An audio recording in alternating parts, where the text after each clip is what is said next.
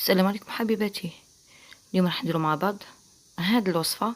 نروحو للمقادير وطريقة التحضير. هنايا في ريسيبيون ولا قصعة عندي 2 كيسان تاع ما دافي. هنا سعة هاد الكاس 220 مليلتر. نزيد عليهم مغرف كبيرة تاع خميرة خبز. هنا ديري مغرف وشوية. هنا نخلط الخميرة غاية مع الماء. هنا نزيد عليها كيلة ناقصة 7 تاع السكر. هنا بيان سور اللي تبغي الحلاوه دير كيله كامله. هنا عندي 2 ملاعق تاع لحظه. وهنا بيان سور ما تكونش عندها لحظه تعوض كاس الماء دير كاس ماء وكاس حليب بيان سور يكون دافي. هنا عندي مبشور تاع حبه ليمون.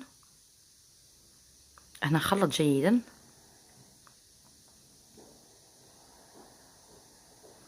هنا خلط هاد المكونات غايه كيما هكا. هنا نوخرهم بجهه. نجيب ريسيبيون واحد اخر. هنا عندي كيلة تاع زيت. عندي هنا حبة حلاوة وزيت ريحة البسباس نص مغرف صغيرة من نص مغرف صغيرة. وعندي عفوا ملعقة صغيرة تاع قهوة تاع ملح.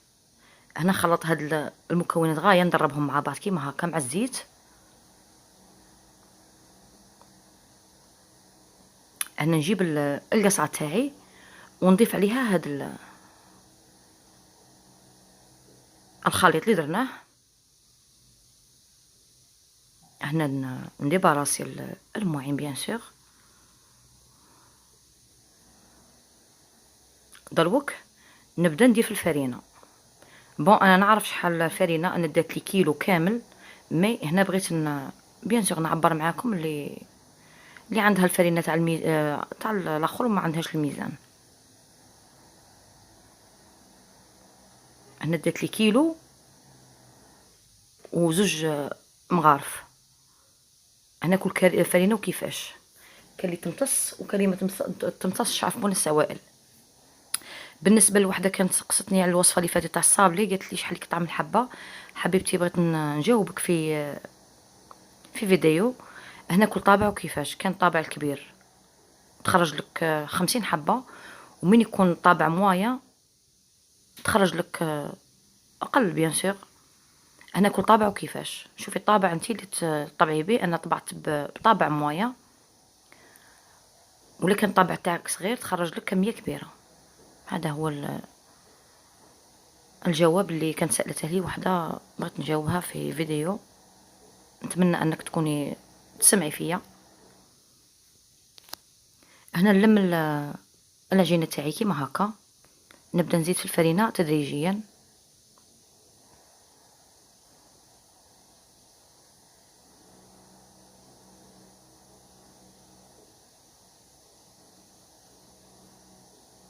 هنا نبداو نزيدو في الفرينه حتى نتحصلوا على عجينه طريه وتكون نوعا ما تلصق في اليد.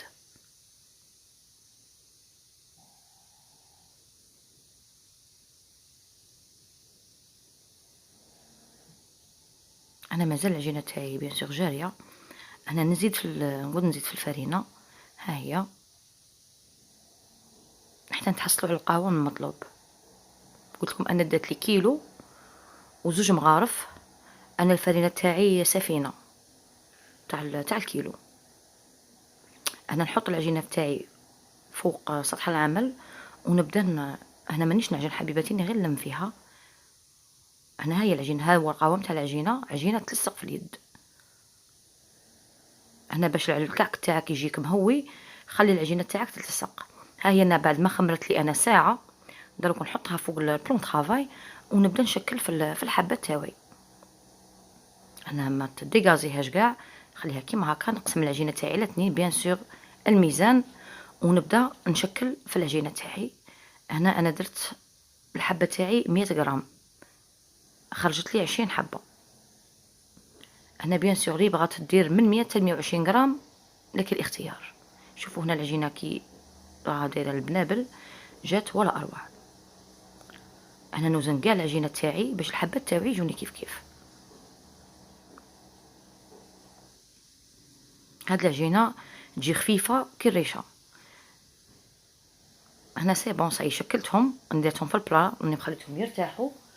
دروك نبدا نفتح فيهم. دوك تشوفوا معايا بدون فرينه. هنا ندير غير شويه تاع زيت هنا، ودوك نمسح باسكو هنا كنت كترت شويه. دوك تشوفوا معايا انا نجيب البابي ونمسح شويه باسكو راني كنت كترت. ها هي. ونبدا نحل في العجينه ونرولي فيها. دوك تشوفوا معايا الطريقه كي دايره باش الكعك تاعك يجيك مهوي من الداخل، يجي طري كيما هكا. نرولي كاع الحبات تاعي كيما هكا بيان سور، ونغلقهم من الجوانب كيما هكا، ونحطهم في البلا يرتاحوا، ونبدا ندور فيهم. هنا شوفوا الطريقه هكا، وغلقي وخليهم يرتاحوا، من بعد عاودي فتحيهم.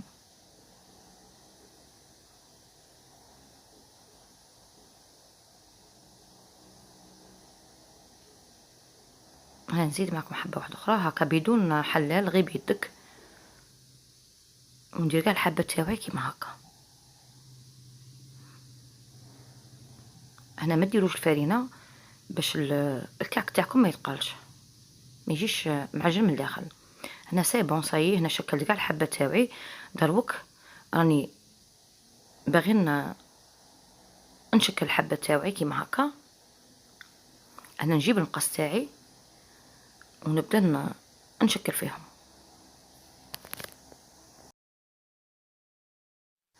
هنايا راه عندي خلل في التصوير، ما بغاتش مانيش عارف.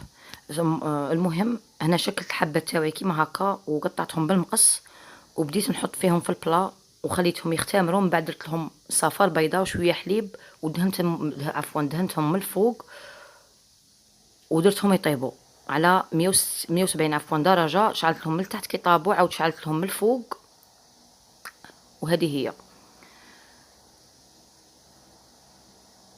انا ما على باليش الخلل وراه في هاد لا فيديو، ما بغاتش تتمشى، ما على باليش. المهم من بعد اللي تشكلوا الحبات تاعكم خليهم يختمروا واحد 20 مينوت، وديروا لهم البيض، صفار بيضاء وشويه حليب، وبيان سور الجنجلان. هنا اللي ما بغاتش دير الجنجلان دير السكر ولا دير اي حاجه من الفوق. انا درت الجنجلان ودخلهم يطيبوا على 160 درجه ولا 170 درجه. شعلي لهم من التحت، زيدي شعلي لهم من الفوق، خليهم يدوا هذاك اللون الذهبي وخرجيهم. ها هي هنايا بعد ما كنت دخلت البلاط تاعي، ها هو راني مشكله الحبات تاعي. شوفوا من بعد نشوفهم مع بعض في صحن التقديم. ها هو الكعك تاعي بعد ما خرجته. بيان سور ما تحطوهمش فوق بعض، حطوهم فوق شباك كيما هكا، من بعد حطوهم هكا فوق بعضهم. معليش ها هو الكعك تاعي بعد ما وجد. نتمنى ان الوصفه تاع اليوم تكون نالت الاعجاب تاعكم. مع السلامه.